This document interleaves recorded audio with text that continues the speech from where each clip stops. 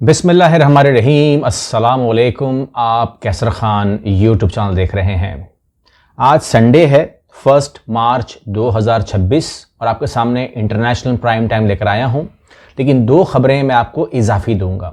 एक खबर यह है कि तस्वीर जो आप देख रहे हैं स्क्रीन के ऊपर, ये कीनिया की तस्वीर है। एक बच्चा, छोटा बच्चा, शायद 4 साल का है या 5 साल का है। ये अपनी माँ की कब्र के ऊपर जो है ये आया और वहीं पर लेट गया। यानी कि दुनिया की खूबसूरती या दुनिया के लोग जितने भी अभी ज़िंदा हैं, इससे उनको कोई मतलब नहीं है। इस बच्चे को अपनी माँ से मतलब है और वो कब्र जिससे नॉर्मली लोग डरते हैं या बच्चे खौफ खाते हैं, हम बच्चों को दूर रखते हैं, वो बच्चा जो है वो कब्र के ऊपर लेट कर सुकून महसूस कर रहा है, क्योंकि कब्र के अंदर उसकी माँ है। तो जिन लोगों के वालिदैन ज़िंदा हैं वो कदर करें और इस तस्वीर से सबक लें कि जब वो नहीं होंगे तो फिर क्या होगा। इनका साया, माँ बाप का साया जो है वो हम पर सलामत रहे हमेशा, इस बात के लिए और इस दुआ के साथ जो है आगाज़ करते हैं। मैं रिपोर्ट देख रहा था जो आपके सामने मैं रखने जा रहा हूँ, और वो जो क़यामत की घड़ी है, जिसे क़यामत की घड़ी कह सकते हैं आम ज़बान में, डूम्सडे क्लॉक, ठीक है ना, उसको अब मज़ीद ख़तरनाक हद तक बढ़ा दिया गया है। ये भी हो सकता था कि जब सन 1945 में इसे कायम किया गया, साइंटिस्ट जो एटॉमिक साइंटिस्ट है ना, बेसिकली वो करते हैं इसको, तो जब कायम किया गया था तो ये अपना टाइम माइनस भी कर सकती थी, टाइम पीछे चला जाता, मगर टाइम को मैं आगे बढ़ता हुआ ही देख रहा हूँ। और यहाँ पर आप देख रहे हैं it's now 85 second to midnight. Midnight का मतलब ये है कि इनके हिसाब से ये डूम्सडे हो जाएगा, ये डूम्सडे क्लॉक है, क़यामत आ जाएगी, यूँ समझ लीजिए आम ज़बान में। तो बहुत ही दुख के साथ ये लोग जो है उस घड़ी को आगे करते हैं और उसके बाद एक लंबा चौड़ा जो उसके ऊपर अपना वो होता है कमेंट्स, वो पास करते हैं कि years ago we warned that the world was precisely close to global disaster and that delay, मतलब वगैरह वगैरह वगैरह। ये पूरा अगर आप देखेंगे तो ये बहुत ही लंबा लिखते हैं कि हमने क्यों कहा ऐसा, हम क्या कहना चाहते हैं और दुनिया को क्या इक़दामात लेने होंगे अगर इस टाइम को आप चाहते हैं कि ये हर साल आगे ना जाए, ठीक है ना। यानी कि 1 घंटा 15 सेकंड ही इनके हिसाब से, 1 मिनट 15 सेकंड ही इनके हिसाब से अब इस दुनिया में रह चुके हैं, जो अब ख़ात्मे की तरफ हम जा रहे हैं। और जाहिर सी बात है कि हालात और वाक़यात तो यही बयान करते हैं कि जब हम देखते हैं कि जी इस टाइम ईरान कहाँ है, अमेरिका कहाँ है, यूरोप कहाँ है, यूरोप क्या कह रहा है ईरान को, ईरान क्या कर रहा है यूरोप के लिए, और चाइना और रशिया जो है वो पानी में उतर चुके हैं। ये तमाम चीज़ें हमारे सामने हैं और अमेरिका जो है उसने अपने तमाम चीज़ें खोल दी हैं। कल का दिन आपने देखा 31 तारीख थी, 31 सॉरी आज 1 मार्च है, आज सॉरी आज 1 फ़रवरी है, सॉरी मैंने गलत डेट बताई आपको, आज 1 फरवरी है। तो जो 31 जनवरी थी उसमें हमने देखा कि जो आसमान था ईरान का, वो उसमें मिसाइल्स जा रहे हैं। अब लोग कह रहे हैं हमला हो गया, हमला नहीं हुआ, वो टेस्टिंग चल रही थी, यानी कि मिसाइल खोल दिए गए हैं, ठीक है ना। जो कुछ हो रहा है अल्लाह खैर करे, ये तमाम बातें बहुत ख़तरनाक हैं मगर हो रही हैं। यहाँ पर जो डोनाल्ड ट्रंप हैं और उनकी पॉलिसीज़ हैं, उनके बारे में जब आप रिपोर्ट पढ़ते हैं, जो जेफरी की रिपोर्ट है, जेफरी की लाखों ईमेल्स हैं, यानी उसमें उसके जो आपको पता है जजीरा उसके अंदर तमाम चीज़ें, इवन कि तो मोदी का नाम भी आ चुका है, Modi was contact with Jeffrey. ये बहुत गंदी बात है, यानी कि भारत के लिए बहुत गंदी बात है कि आपका जो प्राइम मिनिस्टर है, हाजिर प्राइम मिनिस्टर, वो जेफरी के साथ जो है, जिसके जजीरे पे जो कुछ हुआ है मैं वो बयान भी नहीं कर सकता हूँ, और आपका प्राइम मिनिस्टर के साथ गपशप, बातें, मशवरे, यानी कि उसके मशवरों के ऊपर आप डांस करते थे इसराइल में आके, ये तमाम चीज़ें हैं। वो उसी रिपोर्ट्स में एक ख़त ये भी आया है, एक ईमेल ये भी आई कि डोनाल्ड ट्रंप जो हैं वो इसराइली असर रसूख के बाइस कॉम्प्रोमाइज्ड हैं, ठीक है। अब अगर आप कहते हैं कि जी कॉम्प्रोमाइज्ड हैं, क्या मतलब हुआ इसका? देखिए, कॉम्प्रोमाइज़ का मतलब ये हुआ कि उनके जो भी फैसले होंगे वो लाजमी सी बात है कि वो इसराइल की फेवर में होंगे, उसकी कॉम्प्रोमाइज़ वो कह रहे हैं, जेफरी कह रहा है। और अगर आप देखें तो वो टूल का इस्तेमाल कर रहे हैं, वो टूल इस्तेमाल कर रहे हैं इसके जो जैरेड कुश्नर हैं, जो उनके दामाद हैं, उनको टूल इस्तेमाल करते हैं। और वो उसकी बेटी को उसने यहूदी मज़हब में कन्वर्ट किया, और उसके बाद वो ज़ाहिर सी बात है कि वो ही इज़ बिलोंग, अब यू कैन से वो आप कहेंगे कि वो शादी कर चुका है, मैं तो कहूँगा वो सीक्रेट अपने उस पर मिशन पे है। अगर आप कहेंगे कि वो उसकी बेटी का शौहर है तो मैं बोलूँगा सीक्रेट मिशन के ऊपर है। अगर आप कहेंगे कि वो बिलोंग करता है फ्रॉम इसराइल, वट एवर जो भी आप कहिएगा, लेकिन he is on secret mission. और सीक्रेट मिशन में आपको मालूम है कि जब कोई जाता है, कोई अगर पाकिस्तानी एजेंट भी जाता है इंडिया में, तो वो वहाँ पर रहता है लंबे अरसे तक, उसकी शादी होती है, उसके बच्चे होते हैं, वो बिल्कुल ढल जाता है, ठीक है ना, एजेंट के तौर पर ढल जाता है, सब्जी बेच रहा है, कुछ भी बेच रहा है। ऐसे ही इंडियंस करते होंगे, उनके भी यहाँ पर आते होंगे, रिश्ते होंगे और वो बच्चे होंगे और वो भी ढल जाता होगा, वो भी कबाड़िया बन जाता होगा। तो ये तमाम चीज़ें होती हैं। तो जेफरी भी जो है वो इस टाइम एक किरदार निभा रहा है और उसकी वजह से ही इज़ कॉम्प्रोमाइज्ड। तो इन फैसलों में बहुत कुछ है।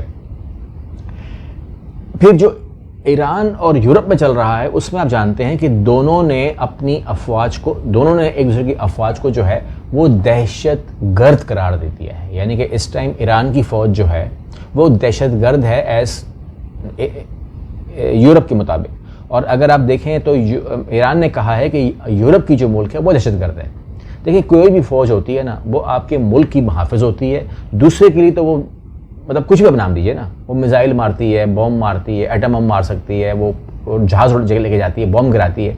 अब उसको उस लहजे में उस दहशतगर्द कहिए, आप कुछ भी कहिए, लेकिन हर मुल्क की फ़ौज जो है वो जो भी आपके मुल्क में आएगी तो वो फूल लेकर नहीं आती कभी भी, वो असलहा लेकर आती है और हाई एडवांस असलहा जिसको जो अवेलेबल होता है वो लेके आती है, ठीक है ना, यही होता है। अब उसको आप दहशतगर्द कैसे कह सकते हैं? वो तो आपकी मुल्क की मुहाफ़िज़ है। तो जो ईरानी फ़ौज है वो ईरान की मुहाफ़िज़ है। अगर वो खड़ी है तो इसलिए जो है इब्राहिम लिंकन भी खड़ा है, अमेरिका भी पर तोल रहा है, मगर अगर कुछ नहीं कर रहा है उसकी वजह जो है वो ईरानी फ़ौज है जिसको आप दहशतगर्द कह रहे हैं।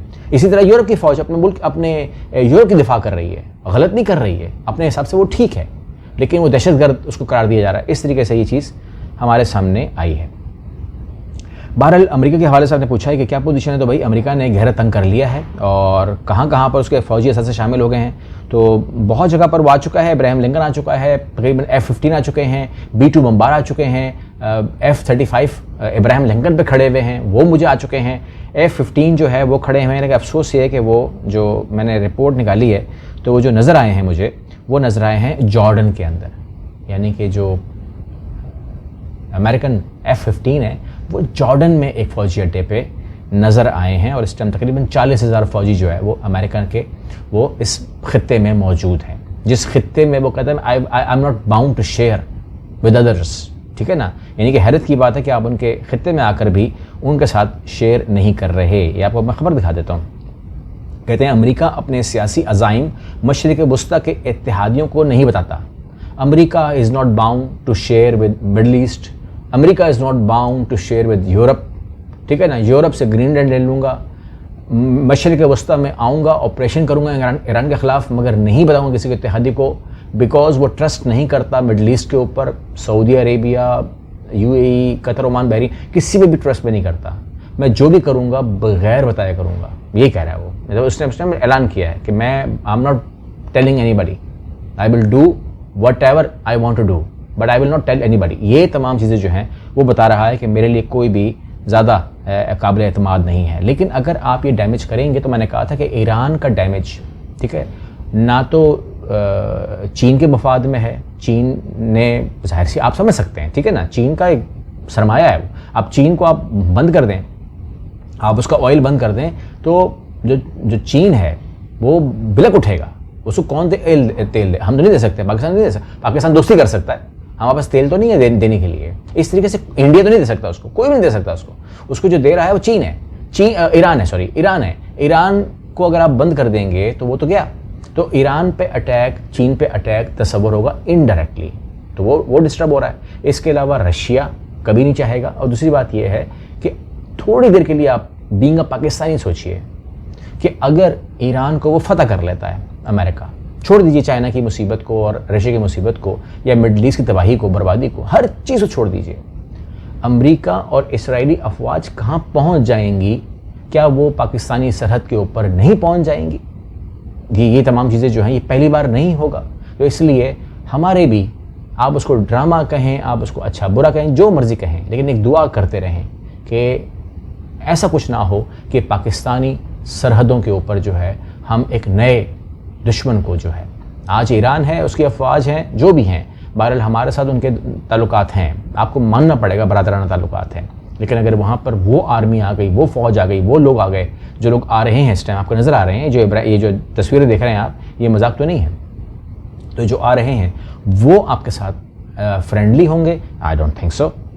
यहाँ पर इसीलिए अगर आप देखें तो समंदर की सूरत हाल हमने जानने की कोशिश की है, तो ईरान, रूस और चीन का मुश्तरका बहरी मशकों का ऐलान।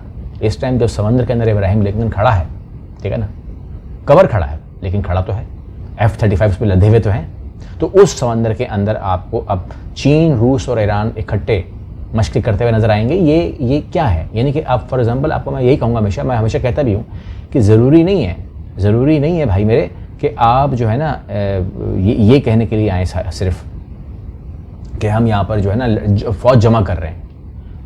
ये एक बेहतरीन हल होता है कि आप अपनी मशकों का ऐलान कर दें और ऐसे मौके पर कर दें जब इब्राहिम लिंकन और सब सर पे खड़े हुए हों, और अभी पीर को 3 जहाज़ और आ रहे हैं आपके, उनके USA के, ठीक है ना। ऐसे मौके के ऊपर अगर आप अपनी फ़ौज उतार देते हैं, चाइना उतार रहा है, ईरान उतार रहा है और रशिया उतार रहा है, तो ये फ़ौजी जो है इन्होंने अगर ड्रिल्स करनी है तो वो ड्रिल्स वैसे भी हो सकती हैं जर्नली, और वो किसी मुल्क के ख़िलाफ़ जो है वो अगर वो शुरू हो जाएंगे तो एक धाक तो बैठती है, समंदर में प्रॉब्लम हो सकती है, आने वाले वक्त में समंदर से कोई ख़बर भी आ सकती है हमारे पास।